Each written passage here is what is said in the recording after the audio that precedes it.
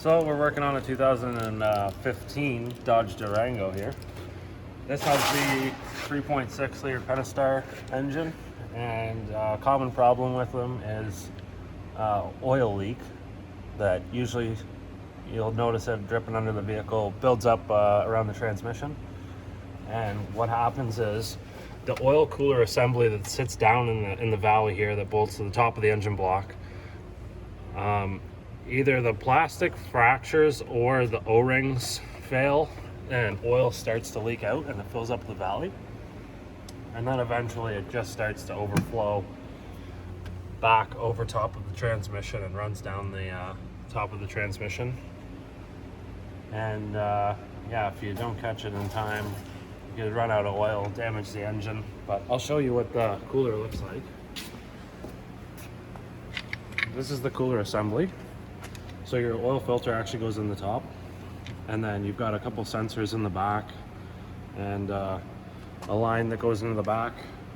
So sometimes these O-rings fail, or sometimes the plastic will actually fracture. I've seen that before. What happened here? I honestly couldn't tell you. The O-rings look okay, so I'm gonna guess the plastic fractured, but I couldn't actually On the inside. really see anything.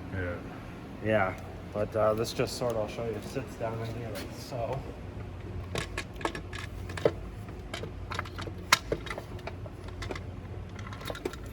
Kind of like that. And then you have a lower intake that bolts onto there. And then above that, you have your regular intake, the upper intake bolts onto that. So just a couple things to take note of when you're taking all of this stuff apart.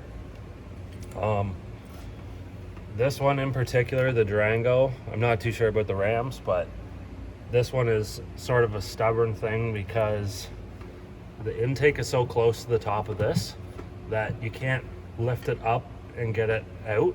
So you have to sort of slide it forward. But the problem being the bolts that hold the intake down want to just fall down.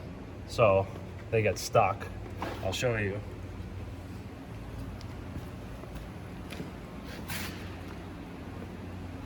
So that there is your lower intake, and then this piece bolts onto here.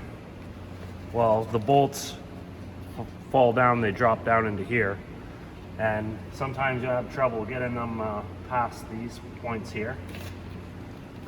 So what I found was removing the bolts completely is the way to do it. The one that's a pain is this back one.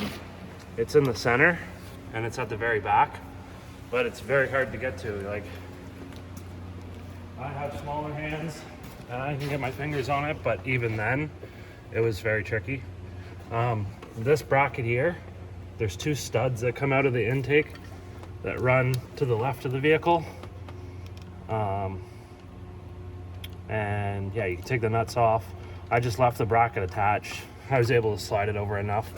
These two brackets on this side, where there's studs coming out this way, I did have to loosen the bracket off down below to actually get the brackets to move away. You can't take the studs out, unfortunately, because they put a face on the stud, so it gets tightened in and then the bracket goes on over that. Try to take the stud out, it's going to try to take the bracket with it. So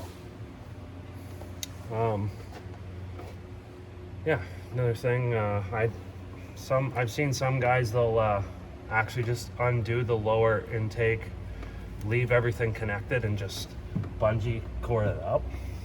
But I wanted to get everything out so I could do a nice job just cleaning everything and get it all cleaned up nice, and then put a new cooler assembly in.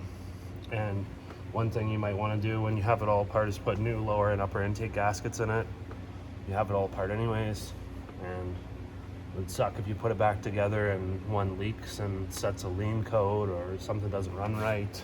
So yeah, just gives you an idea of, you know, what happens and what's all involved, what's in there, what it looks like, some things you might run into.